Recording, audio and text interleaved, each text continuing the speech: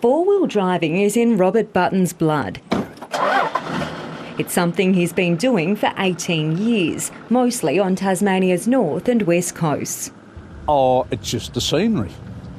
Yes, it's a beautiful part of the state Tassie is, and it should be kept open for each and every one.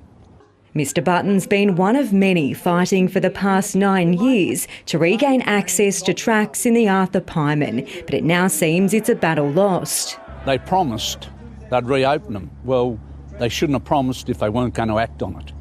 The tracks, known as tracks 501, 503 and 601, were closed in 2012. They stretched more than 30 kilometres along the west coast, from Sandy Cape to Pieman Heads.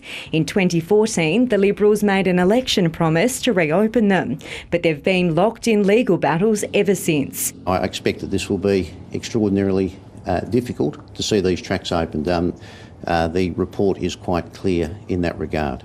A final federal government report has now found reopening the tracks could put at least 35 Aboriginal sites at risk.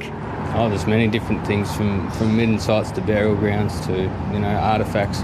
It's just a really strong cultural area. Well, the Aboriginal community thinks it's a really good outcome.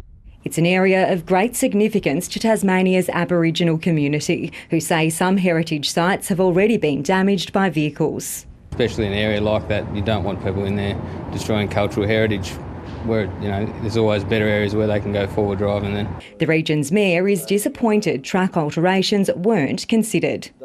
I would have thought that we would have been able to find a way to progress here and either go around and protect what's there or whatever, but there's no indication that that can happen. Adela Hugo is a local business owner. Her family goes four-wheel driving most weekends. But I still feel that we deserve to be able to go down there, and disappointed that Liberal have backstepped. At the last election, this report was sitting on the minister's desk. The Liberals refused to release it because they wanted to get votes from four-wheel drivers in Braddon.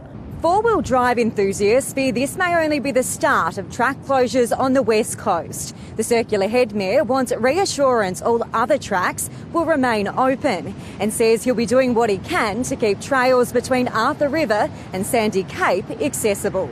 I know that there are people that wouldn't mind closing that, but it'll be just about over our dead bodies.